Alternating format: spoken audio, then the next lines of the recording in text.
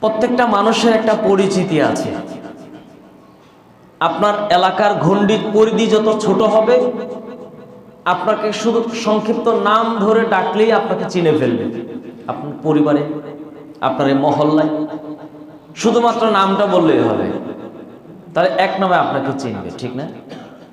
এর থেকে যখন আরেকটু পরিসর বাড়বে, আপনার এই নিজস্ব মহল্লা থেকে যখন একটু দূরে যাবেন, তখন বলতে হবে যে আমি অমুক ওয়ার্ডের, আমার নাম অমুক। আরেকটু বাড়াতে হবে। এখান থেকে যখন আরেকটু দূরে যাবেন, আরেকটা থানায় যাবেন আপনি, তখন বলতে হবে আমার অমুক থানায় বাড়ি। শুধু আপনার নাম বললে কি চিনবে? শুধু নাম বললে তো চিনবে না। বলছে ভাই নাম তো ঠিক আছে বুঝলাম, কিন্তু কোন জায়গায়? গাজীপুর তো অনেক বড়। বলতে হবে অমুক থানায় আমার বাড়ি, অথবা অমুক ওয়ার্ডে। আপনার দূরত্বটা যদি আরেকটু বাড়ে, তাহলে সেখানে থানা বললেও চিনবে না, জেলার নাম বলতে হবে। কারণ বাংলাদেশে তো অনেকগুলো জেলা, তো এই জন্য কোন জেলার কোন থানা।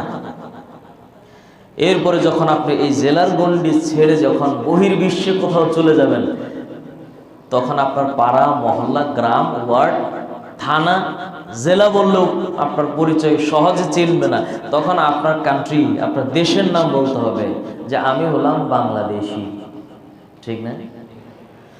ঠিক প্রত্যেকটা মানুষের একটা পরিচয় আছে। তার দূরত্ব যত বাড়বে, তার পরিচিতিটাও তত ভিন্ন রকম হয়।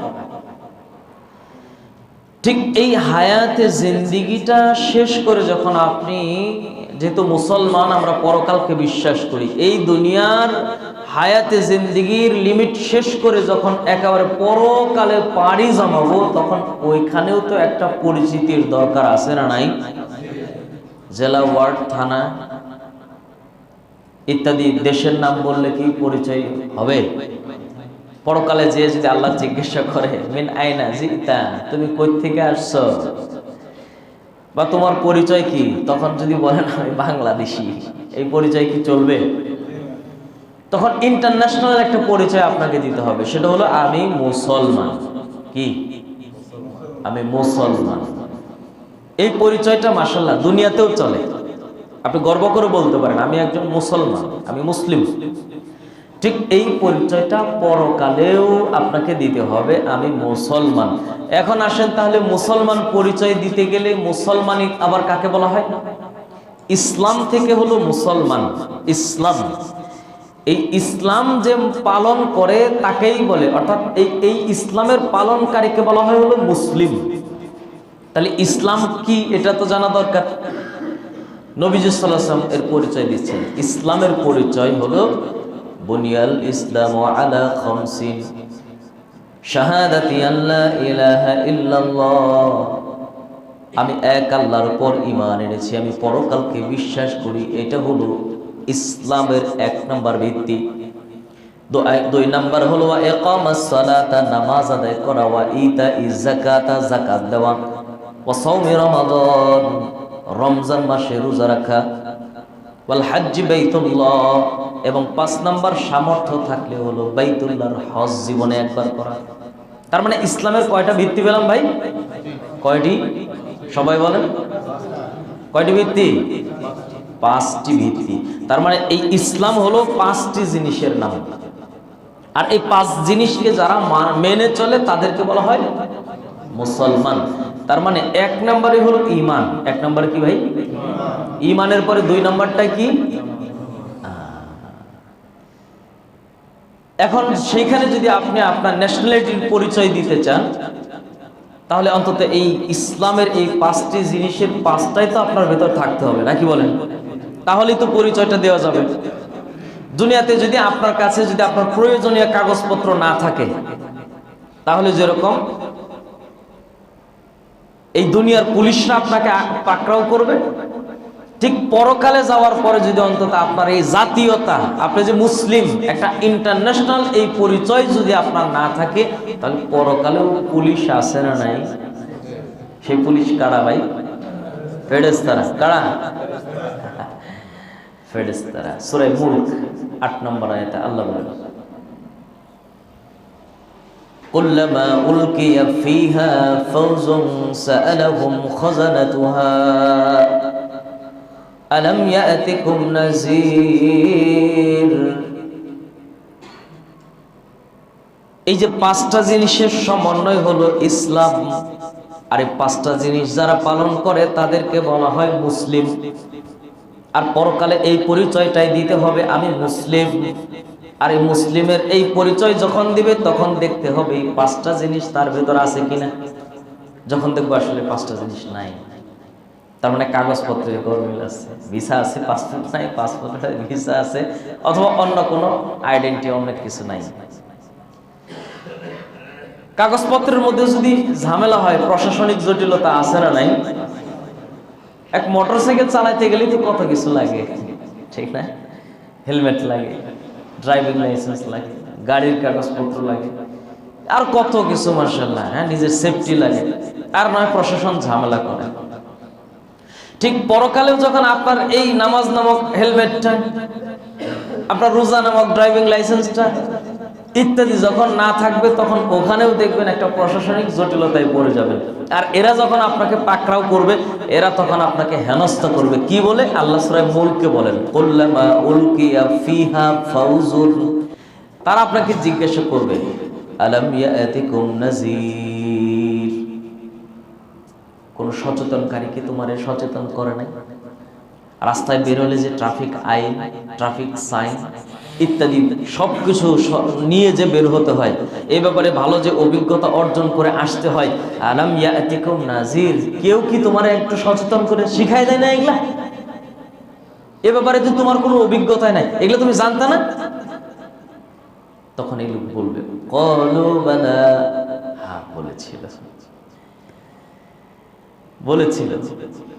ক্বালু বালা ফাকাযযাবনা ওয়া কুলনা মা নাযালাল্লাহু মিন শাইء। বলেছিল, আমাদেরকে সচেতন করেছে।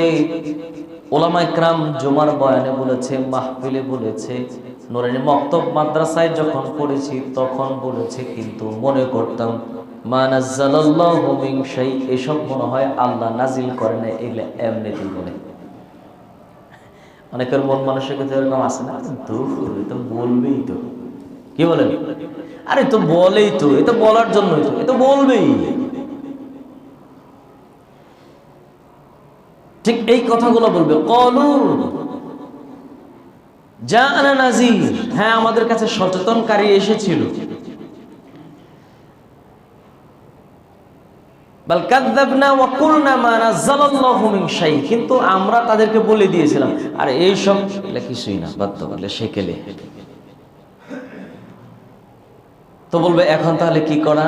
তখন তার আফসোস করে বলবে, আহা লাউ কুন্না নাসমাউ, আহারে ওই দিন কথাগুলো যদি একটু মনোযোগ দিয়ে শুনতাম, আও নাকিলু, একটু আকলটা খাটাইতাম, একটু বোঝার চেষ্টা করতাম, মা কুন্না ফি আসহাবিস সাঈর, এই সাঈর নামক পেরেশানি আর এই পাকড়াও আজকে আমাদের হওয়া লাগতো না, আজকে জান্নাতেই হইতাম। সুবহানাল্লাহ।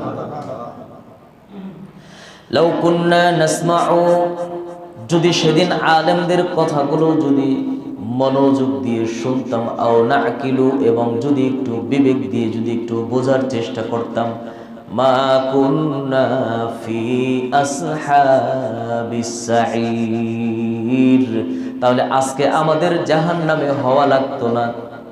ফেরেশতারা বলবে, এখন তাহলে কি করণীয়? তাহলে বলো তো কি করা যায়? তখন তা অপরাধী যারা আছে তখন নিজেদের অপরাধ স্বীকার করবে, ফাআতারাফু বিযামবি, তখন তারা নিজেদের অপরাধ স্বীকার করবে, হ্যাঁ ভাই আমাদের আসলে এটা অপরাধ হয়েছে, এটা আমাদের ভুল হয়েছে, এই জন্য আমরা যা করছি আসলে। ফাআতারাফু বিযামবিহিম ফাসুহকাল লিআসহাবিস সাঈর, তো কাছে আজকে আমাদেরকে যে জাহান্নামে নিক্ষেপ করা হবে, আমরা এর উপযুক্ত। কি আর করা, কিছু করার নাই ভাই, আমরা অপরাধী। এই অপরাধ তখন তারা স্বীকার করে নেবে। এই জন্য ভাই সেই দিন যখন মুসলমান হিসাবে পরিচয় যখন জিজ্ঞাসা করা হবে, তখন এই পাঁচ জিনিসের সমন্বয় লাগবে কিনা? কথা বলেন না? পরিচয়ের জন্য তখন এই পাঁচটা জিনিসের সমন্বয় হলেই তো তখন আমি মুসলমান, এই পরিচয় আমি দিতে পারবো। কি বলেন আপনারা? এই জন্য যখন মুয়াজ্জিন আজান দেয়, আজানের প্রত্যেকটা বাক্যে বলে হাইয়া আলাস সালাহ, আসো নামাজের দিকে আসো। হাইয়ুন শব্দের অর্থ হলো কাম, আসো। সালাহ মানে হলো নামাজ। হাইয়া আলাস সালাহ, আসো নামাজের জন্য আসো। দুইটা বার করে বলে দেয় হাইয়া আলাস সালাহ, আসো নামাজের জন্য আসো। আমি মনে মনে প্রশ্ন করি নামাজের জন্য গেলে কি হবে? পরের বাক্যে মুয়াজ্জিন বলে হাইয়া আলাল ফালাহ, এখানেই তোমার সফল কাম, এখানেই তুমি সফল হয়ে যাবে। সুবহানাল্লাহ। এখানে ফালাহ আছে। ফালাহ, ফালাহ মানে হলো সফলতা আছে, রহমত আছে। এই জন্য মসজিদে ঢোকার সময় কি দোয়া পড়ি ভাই?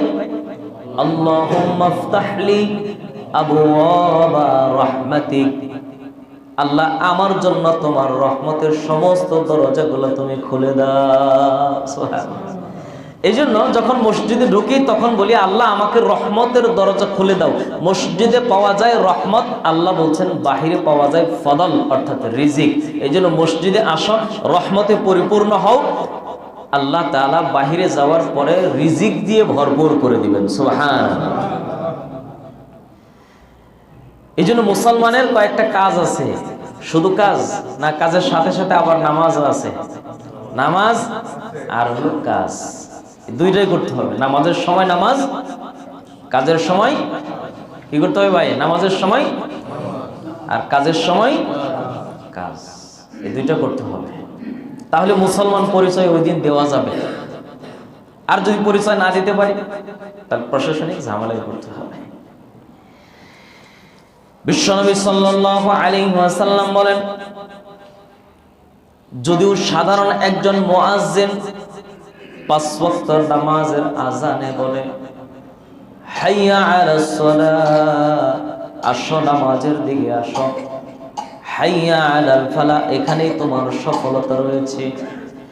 যদিও একজন সাধারণ একজন মুয়াজ্জিন এই আজান দেয়, কিন্তু বাক্যগুলো যদিও মুয়াজ্জিনের জবান দিয়ে বের হয়, আসলে কিন্তু এই আহ্বান, এই ডাকটা কিন্তু মুয়াজ্জিনের নয়, এই ডাকটা দিয়েছেন স্বয়ং আল্লাহ। সুবহানাল্লাহ। এই আহ্বান কার ভাই?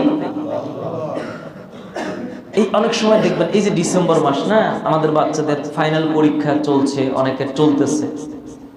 অনেক সময় দেখবেন মাইকম্যান কিন্তু মাইক দিয়ে ঘোষণা করে, ভাই আপনারা রাতের বেলা এই মাইকের আওয়াজ বিভিন্ন প্রোগ্রাম, সম্মেলন, অনুষ্ঠান খুব লম্বা রাত পর্যন্ত উচ্চ আওয়াজে লাউডলি চালায়েন না, কারণ আমাদের বাচ্চাদের পরীক্ষা চলতেছে। এবং মধ্যরাত পর্যন্ত উচ্চ আওয়াজে মাহফিল বলেন, সম্মেলন বলেন, এগুলো আপনাদের প্রতি অনুরোধ রইল লম্বা সময় আপনারা চালায়েন না, কারণ অনেক অসুস্থ মানুষ আছে, অনেক বৃদ্ধ মানুষ আছে, এই আওয়াজে অনেকের কষ্ট হতে পারে। অনেক সময় কি করে ভাই, মাইকম্যান কি করে, ঘোষণা করে না। এই ঘোষণা কি ওই মাইকওয়ালার, অটোওয়ালার, না কোনো টিউন অথবা থানার ওসি অথবা বড় কোনো উচ্চ পদস্থ কোনো কর্মকর্তা, ঠিক কেনা কথা বলুন, দিচ্ছে, বাজাচ্ছে একজন অটোওয়ালা, একজন রিস্কাওয়ালা, সারাদিন ওটা প্লে করে দিয়ে ও জায়গায় জায়গায় ঘোরে। কিন্তু ঘোষণাটা তো আসলে অটোওয়ালার না, ভ্যানওয়ালার না, ওই রিস্কাওয়ালারও না, মূলত আসলে নির্দেশনা আসছে অনেক উপর থেকে। এই জন্য এই কথার গুরুত্ব আছে, মহত্ব আছে। ঠিক আজান দিচ্ছে সাধারণ একজন মুয়াজ্জিন, এই জন্য এটা ভাবার সুযোগ নাই যে এই মুয়াজ্জিন তো মাশাআল্লাহ তার কথাগুলো সে বলতেছে, আসলে কথাগুলো তো মুয়াজ্জিনের নয়, এই কথাগুলো তো এই আসমান এবং জমিনের যিনি স্রষ্টা এবং বান্দার জন্য কোনটা কল্যাণ কোনটা অকল্যাণ, কোনটা ভালো কোনটা মন্দ, এটা নির্ধারণ করেছেন যিনি, এই ঘোষণাটাও তার, কিন্তু তার প্রতিনিধি হিসাবে দিচ্ছে হলো মুয়াজ্জিন, ঠিক না কথা বলুন। তো এই জন্য এই আহ্বানের কি মূল্যায়ন করার দরকার আছে না নাই? রব বলতেছেন হাইয়া আলাল ফালাহ, এখানে আসো, অল্প একটু সময়ের জন্য আল্লাহকে স্মরণ করে যাও, তোমার জীবনটা তুমি ফালাহ, কল্যাণ দিয়ে ভরপুর পাবে। মানসিক একটা প্রশান্তি আল্লাহ দান করবেন, মনের একটা উৎকণ্ঠা, কাপুরুষতা, ভীরুতা ইত্যাদি সব কিছু আমি আল্লাহ দূর করে দিয়ে তোমার দিলের ভিতর একটা আত্মিক প্রশান্তি দান করে দেব। কাছে অল্প একটু সময়ের জন্য বান্দা আসো, এখন পড়ো নামাজ, এরপরে নামাজ যখন শেষ হয়ে যাও, এরপরে এরপরে বাহিরে চলে যাও, তারপরে করো কাজ, নামাজ, এরপরে হলো কাজ। আমি আল্লাহ তাআলা জীবিকার প্রয়োজন যতটুকু আমি আল্লাহ আসমান থেকে ফয়সালা করে পূর্ণ করে দিব। সুবহানাল্লাহ। এই জন্য নবীজি বলছেন মুসলমান আর মুসলমানকে নয়, এর পার্থক্যকারী একটা বস্তু, একটা আমলের নামই হলো নামাজ। যে নামাজ পড়ে সে হলো আব্দুর রহিম, আর যে নামাজ পড়ে না ও হলো রাম। কি বলেন না? এই জন্য মুসলমান তো নামাজ ছাড়তে পারে না। কি বলেন? রাগ করেন ভাই? হ্যাঁ, রাগ করছেন? ইয়াউমা নাদউ কুল্লা উনাসিম বিইমামিহিম। আল্লাহ রাব্বুল আলামিন বলেন কাল হাসরের ময়দানে প্রত্যেকটা মানুষকে আমি একা একা ডাকবো না, প্রত্যেকটা মানুষকে তার নেতা সুদ্ধা ডাকবো। এই মানুষটা কোন নেতার আদর্শ অনুসরণ করেছে, কোন নেতার পেছনে ঘুরেছে, তার নামাজ না নেতা কি নামাজি ছিল নাকি নামাজি ছিল না, এই ব্যাপারে তারে জিজ্ঞাসা করব। ইয়াউমা নাদউ কুল্লা উনাসিন বিইমামিহিম। ইয়াউমা সেদিন, নাদউ আমি ডাকবো, কুল্লা প্রত্যেক, উনাসিন নাস হলো এক বচন, একজন মানুষ, আর নাসের বহু বচন হলো উনাসন, মানে অনেক মানুষ। অর্থাৎ সেদিন আমি মানুষদেরকে ডাকবো। আল্লাহ বলতেছেন, কে বলেন? আল্লাহ বলেন ইয়াউমা সেদিন, নাদউ আমি ডাকবো, কুল্লা প্রত্যেক, উনাসিন মানুষকে, বিইমামিহিম তার ইমাম সুদ্ধা। সুবহানাল্লাহ। ইমামের দুইটা অর্থ, মসজিদের ইমাম সাহেব হইতে পারে, অথবা ইমামের আরেক অর্থ হলো নেতা, লিডার। প্রত্যেকটা মানুষকে তার লিডার সহ ডাকবো। এই জন্য মসজিদের ইমামও লিডার, এটাও হইতে পারে, অথবা আপনি রাজনৈতিক যে নেতার অনুসরণ করেন ওই নেতাও হইতে পারে। অর্থাৎ প্রত্যেকটা মানুষকে তার ইমাম সুদ্ধা ডাকা হবে। ইমামকে জিজ্ঞাসা করা হবে যে এই মেয়েরে কি চিনেন? বলে আল্লাহ মসজিদের জীবনেও দেখি নাই কোনোদিন, প্যাস কি লাগবে নি? কি বলেন না? সেদিন প্রত্যেকটা ব্যক্তিকে তার ইমাম সহ ডাকা হবে। আর এই মানুষটা যদি জাহান্নামে হয় তাহলে ইমামকেও সেদিন চার্জ করা হবে, লোকটা বেনামাজি হইল কেমনে, তুমি ইমাম সব কি করছো? আর ওই দিন ওই বিপদ থেকে বাঁচার জন্য ইমামের রিস্ক নিয়ে হলেও অনেক সময় একটু কড়া কথা বলতে হয়। কি বলে আপনারা? অর্থাৎ দুনিয়াতে বলতে হলে আপনি একটু ঝামেলা করবেন, হুমকে দামকি দিবেন, বলা যাবে না এটা, করা যাবে না এটা, এগুলো বলবেন কেন? হয়তো দুনিয়াতে একটু পেরেশানি হবে, কিন্তু যদি ইমাম সাহেব গা বাঁচানোর জন্য, পিঠ বাঁচানোর জন্য যদি সুবিধাবাদী কথা বলে, তাহলে পরকালের জেলখানা ওইটা বেশি ভয়ানক নাকি দুনিয়ার একটু যাই ঝামেলা বেশি ভয়ানক? পরকালের জেলখানার মধ্যে, জাহান্নামের মধ্যে জেল খাটতে হবে। তোমারে যে দায়িত্ব দেওয়া হয়েছিল, মেয়ে বললো না কেন? যখন দেখবে যে মাশাআল্লাহ দুই শ্রেণীর সুবিধাবাদী, দুটোটাই ধরা খেয়ে যাবে, তখন এই যে জনসাধারণ যে মুসল্লিগুলো আছে সেদিন ইমামের বিরুদ্ধে নালিশ দিবে, আল্লাহ সে তো আমাদেরকে বলে নাই, এই মিয়া যদি আমাদেরকে একটু বলতো, সচেতন করতো, সাবধান করতো, মা কুন্না ফি আসহাবিস সাঈর, তাহলে আজকে তো আমরা জাহান্নামী হইতাম না। তখন ইমাম বলবে ফালা তালুমুনি ওয়ালুমু আনফুসাকুম। সেদিন নেতারা বলবে ভাই আজকে আমাদেরকে আর অভিশাপ দিও না, এমনি বিপদে আছি, এমনি আমরা বিপদে আছি, আজকে আরো অভিশাপ দিয়া আল্লাহর কাছে নালিশ দিয়ে আরো বিপদে ফেলাইও না ভাই, এমনি তো মুশকিলের শেষ নাই। ফালা তালুমু ওয়ালুমু আনফুসাকুম, কাছে আজকে শুধু আমাদের উপর বর্ষণা দিও না, অভিশাপ আজকে তোমাদের জন্য, অর্থাৎ তোমরাও ধরা খাইছো আমিও ধরা খাইছি, এই যে উভয় শ্রেণী ধরা খেয়ে যাবে।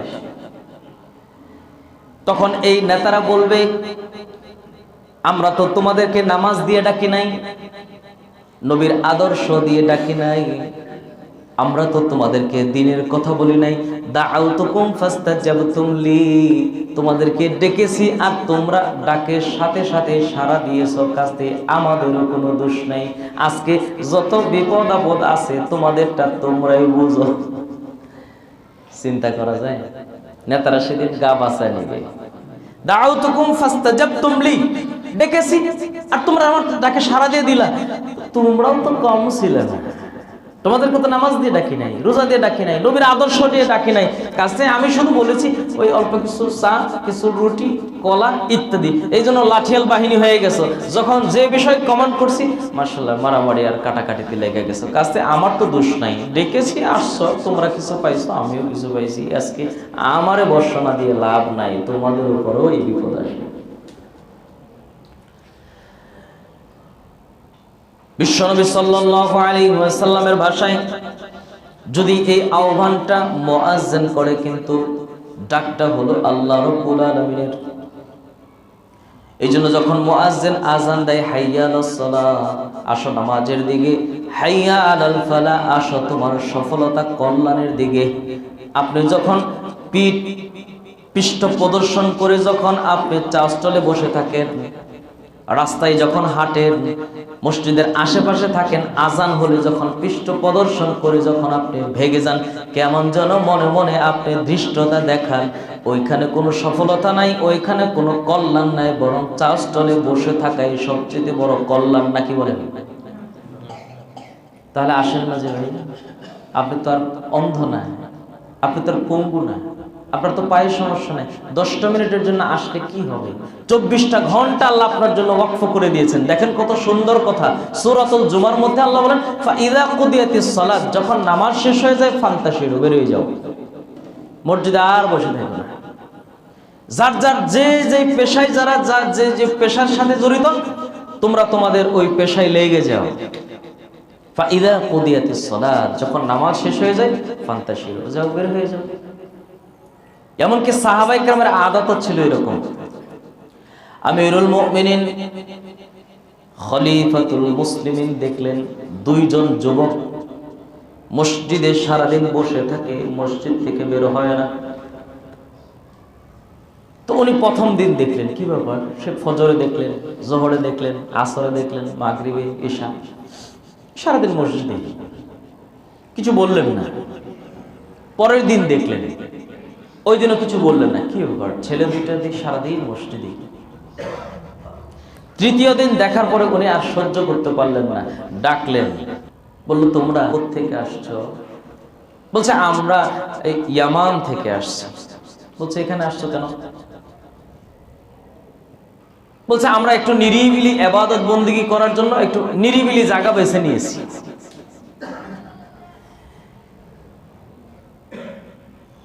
আমিরুল মুমিনিন খলিফাতুল মুসলিমিন তাদেরকে জিজ্ঞাসা করলেন, ঘরে বউ নাই, বাড়িতে মা নাই, বাবা নাই, সন্তান সন্ততি নাই, পরিবার চলে কেমনে? এই যে মসজিদে দেখছি আমি তোমাদেরকে, 3 দিন ধরে তোমরা মসজিদে, একটা না মসজিদে দেখতেছি, তোমাদের পরিবার চলে কিভাবে? এই যে মসজিদে তোমরা 3টা দিন ধরে, পরিবার পরিজন নাই, তাদের খরচগুলো বহন করে কে? হাদিসের বর্ণনা আছে, তখন ওই দুইটা যুবক উত্তর দিল, ক্বালু, তারা দুইজন বলল, নাহনু আল মুতাওয়াক্কিলুনা আলাল্লাহ, আমাদের পরিবার আল্লাহই চালাবে, আমরা আল্লাহর উপর তাওয়াক্কুল করেছি। কথাগুলো সুন্দর না? কে বলেন? আল্লাহ ভরসা। আমিরুল মুমিনিন খলিফাতুল মুসলিমিন রাগান্বিত হলেন এবং বিস্ময়ে অভিভূত হলেন। ব্যাপার কি? আশ্চর্য হয়ে প্রশ্ন করলেন, আনতুম আল মুতাওয়াক্কিলুনা আলাল্লাহ, কি বলছো তোমরা? আল্লাহর উপর তাওয়াক্কুল করছো? কিন্তু আমি তো দেখছি তোমরা মসজিদে মাশাআল্লাহ বসে আছো, 3 দিন ধরে অপেক্ষা করছো এই মসজিদে ইবাদত বন্দেগী করো। এলাকার মানুষ মনে করে কত বড় আল্লাহর ওলি বুজুর্গরা আসছে রে, সুবহানাল্লাহ। এই জন্য দেখি সকালে একদল খাবার দিয়ে যায়, বিকালে একদল দিয়ে যায়, সন্ধ্যায় একবেলা দিয়ে যায়। এইভাবে করে আরামে বসে বসে খাবার খাচ্ছো আর মাশাআল্লাহ আরামে দিন পার করছো। আমি তো দেখতেছি নাহনু আনতুম আল মুতাওয়াক্কিলুনা আলা বা'দিকুম আলা বা'দ, তোমরা একদল আরেক দলের উপর তাওয়াক্কুল করেছো। এই তাওয়াক্কুল তো আল্লাহর উপর তাওয়াক্কুল না। সুবহানাল্লাহ। আমি তো দেখতেছি তোমরা একদল আরেক দলের উপর তাওয়াক্কুল করতেছো, এটা তো আল্লাহর উপর তাওয়াক্কুল না। আল্লাহর উপর তাওয়াক্কুলের মানে বুঝো? বলছে, আল্লাহর উপর তাওয়াক্কুল হলো আল্লাহ তোমাকে যেই নির্দেশ দিয়েছেন, ফাইযা কুদিয়াতিস সালাত, নামাজ শেষ, ফান্তাশিরু, বের হয়ে যাও, জমিনটা উর্বর করে দিয়েছি, তোমার যেটা সুবিধা হয়, যে পেশার সাথে তুমি অভিজ্ঞ, কাছে এই কাজগুলো করতে থাকো, চেষ্টা করো, প্রচেষ্টা করো। প্রচেষ্টার মাধ্যমে তোমার জন্য আমি জমিনে যতটুকু রিজিক ছড়িয়ে ছিটিয়ে রেখেছি, তোমার এই প্রচেষ্টা, তোমার এই কৌশল, তোমার এই মেধা, তোমার এই শ্রম ইত্যাদির মাধ্যমে আমি আল্লাহ তোমার রিজিক মিলাইয়া তোমার ঘর পর্যন্ত পৌঁছায় দিব। সুবহানাল্লাহ। এইটা হলো তাওয়াক্কুল আলাল্লাহ। শুধু বৈশা থেকে যদি বলে আল্লাহর উপর তাওয়াক্কুল, আল্লাহ এক ব্যবস্থা করবেন, না, আগে প্রচেষ্টা। নবীর একজন সাহাবী আসছেন, আসার পর বলছেন, ইয়া রাসূলুল্লাহ, আমি দ্বীন শিখতে এসেছি, আমি আপনার কাছে আদর্শ শিখবো, আমি কোরআন শিখবো, আমি আপনার কাছে হাদিস শিখবো, আমি আপনার কাছে দ্বীন শিখবো, তবে বাহিরে না, আমার একটা উট আছে। ওগো রাসূল, আমি খুব তাড়াহুড়া করতে যেয়ে চলে আসছি যাতে করে মিস না হয়ে যায়, তো এখন উটটাকে আমি বেঁধে তারপরে আসবো নাকি ওটা আল্লাহর উপর তাওয়াক্কুল করে ছেড়ে দিয়ে আসবো? নবীজি বলছেন, উট ছেড়ে দিয়ে এটা তাওয়াক্কুল না, আগে উট তোমার যথাযথ সাধ্য অনুযায়ী রশি দিয়ে বাঁধো, এরপরে আল্লাহর উপর তাওয়াক্কুল করো যে এটা থাকবে কি থাকবে না, বাদ বাকিটা আল্লাহ দেখবেন। তবে তোমার প্রচেষ্টা, উটটাকে আগে রশি দিয়ে খুঁটির সাথে বাঁধতে হবে, এরপরে তুমি রবের উপর তাওয়াক্কুল করবে। সুবহানাল্লাহ। فإذا قضيت الصلاة فانتشروا في الأرض وابتغوا من فضل الله। যখন নামাজ শেষ হয়ে যায় আর এক মুহূর্ত বসে থাকো না মসজিদে, ফান্তাশিরু, যাও, বের হয়ে যাও। ইসলাম কত সুন্দর, সুবহানাল্লাহ। নবীজি সাল্লাল্লাহু আলাইহি ওয়াসাল্লাম সাহাবা একরাম বর্ণনা করেন, বাইনামা ইনদা নাহনু রাসূলুল্লাহি সাল্লাল্লাহু আলাইহি ওয়াসাল্লাম, একদিন আমরা অনেক কতিপয় সাহাবা একরাম নবীর চতুর্পাশে বসা ছিলাম। মাররা আলা নবী সাল্লাল্লাহু আলাইহি ওয়াসাল্লাম রাজুলুন, তা আমরা দেখলাম এই নবীর সামনে দিয়ে একটা লোক হেঁটে যাচ্ছে, আমরাও নবীর সাথে বসা, আমাদের সামনে দিয়ে একটা লোক যাচ্ছে। ফারাআ আসহাবু রাসূলিল্লাহি সাল্লাল্লাহু আলাইহি ওয়াসাল্লাম, সাহাবা একরাম বলেন, আমরা দেখলাম মিন জালাদিহি ওয়া নাশাতিহি, লোকটার স্বাস্থ্য এবং লোকটার উদ্দীপনা, লোকটার সুস্বাস্থ্য ইত্যাদি মাশাআল্লাহ একেবারে চমৎকার, এক কথায় খুব স্মার্ট, হ্যান্ডসাম, সুস্বাস্থ্য ইত্যাদি সব দিক দিয়ে। তখন আমরা দেখে বললাম, লাউ কানা হাযা ফি সাবিলিল্লাহ, আহা, এরকম মর্দে মুজাহিদ, শক্তিশালী মানুষটা যদি আল্লাহর রাস্তার মুজাহিদ হতো, তাহলে এই ব্যক্তি না আল্লাহর কাছে কত সম্মানিত হতো। সুবহানাল্লাহ। বিশ্বনবী সাল্লাল্লাহু আলাইহি ওয়াসাল্লাম বললেন, লাউ কানা খারাজা ইয়াসআ আলা ওয়ালাদিহি সিগারান ফাহুয়া ফি সাবিলিল্লাহ, এই লোকটা যদি ঘর থেকে বের হয়ে থাকে, তার মনের নেক আশা হলো এইটা যে বাড়িতে ছোট ছোট বাচ্চারা আছে, এই বাচ্চাদেরকে একটু ভালো খাবার মুখে তুলে দেওয়ার জন্য, বাচ্চাদেরকে একটু ভালো সুন্দর জামা পরিধান করানোর জন্য, লেখাপড়ার একটু ভালো ব্যবস্থা করার জন্য, একটু ভালো মানের স্কুল মাদ্রাসায় পড়ানোর জন্য বাবা হিসাবে এই লোকটা যদি তার উদ্দীপনা, সুস্বাস্থ্য, বুদ্ধি, মেধা সব কিছু দিয়ে যদি কর্ম করার জন্য বের হয়ে থাকে, ফাহুয়া ফি সাবিলিল্লাহ, তাহলে এই ব্যক্তিটাও হলো আল্লাহর রাস্তার মুজাহিদ। সুবহানাল্লাহ। এজন্য একজন মুজাহিদ ব্যক্তি, আল্লাহর রাস্তায় যুদ্ধরত ব্যক্তি, ওর যেই সম্মান বলছে, এই লোকটাকেও আল্লাহ সমপরিমাণ মর্যাদা দান করবেন। সুবহানাল্লাহ। এরপরে নবীজি আরেকটু বললেন, লাউ কানা খারাজা ইয়াসআ আলা আবওয়াইনি শাইখাইনি কাবীরাইনি ফাহুয়া ফি সাবিলিল্লাহ, যদি লোকটা বের হয়ে থাকে এই নিয়তে যে বাড়িতে তার বৃদ্ধা মা আছে, বাবা আছে, তাদের মুখে একটু ভালো খাবার, একটু ভালো থাকার ব্যবস্থা করে দেওয়ার জন্য সন্তান হিসাবে যদি এই লোকটা ঘর থেকে বের হয়ে থাকে উপার্জনের নিয়তে, ফাহুয়া ফি সাবিলিল্লাহ, এই ব্যক্তির এই শ্রমটাও আল্লাহর রাস্তায় মুজাহিদের সমপরিমাণ আল্লাহ তাকে মর্যাদা দান করবে। 3 নম্বরে বিশ্বনবী বললেন, লাউ কানা খারাজা ইয়াসআ আলা নাফসিহি, যদি এই লোকটা বের হয়ে থাকে এই নিয়তে, আমি অন্যের উপর পরনির্ভরশীল হব না। কি বলেন? অন্যের উপর নির্ভরশীল। সমাজে এরকম বহু মানুষ আছে না নাই?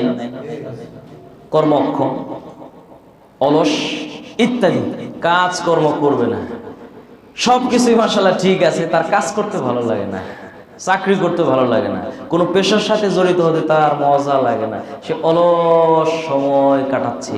নবীজি বলছেন লাউ কানা খারাজা ইয়াসআ আলা নাফসি, সে যদি এই নিয়তে অন্তত বের হয়ে থাকে যে তার পরিবার ইত্যাদির কোনো দায়িত্ব নাই, কিন্তু এই নিয়তে বের হয়েছে যে আমি অন্যের উপর নির্ভরশীল হব না, আমি নিজে স্বাবলম্বী হব, অন্তত আমি আমার খরচ বহন করার জন্য আমার যতটুকু প্রয়োজন সে অনুযায়ী আমি শ্রম দিব, আমি ব্যবসা করি, চাকরি করি, যেটাই করি, এই নিয়তে যদি লোকটা বের হয়ে থাকে ফাইফিহিমা, যে আমি স্বনির্ভর হব, নবীজি বলছেন ফাহুয়া ফি সাবিলিল্লাহ, তাহলে এই ব্যক্তিও আল্লাহ রাস্তায় যুদ্ধরত ব্যক্তির যেই সম্মান, আল্লাহ তাকে এই সম্মান দান করবেন। সুবহানাল্লাহ। এই জন্য ভাই নামাজের সময় নামাজ, বলেন না, নামাজের সময় এটা ইবাদত, কাজের সময় এটাও ইবাদত। আলহামদুলিল্লাহ, সুবহানাল্লাহ।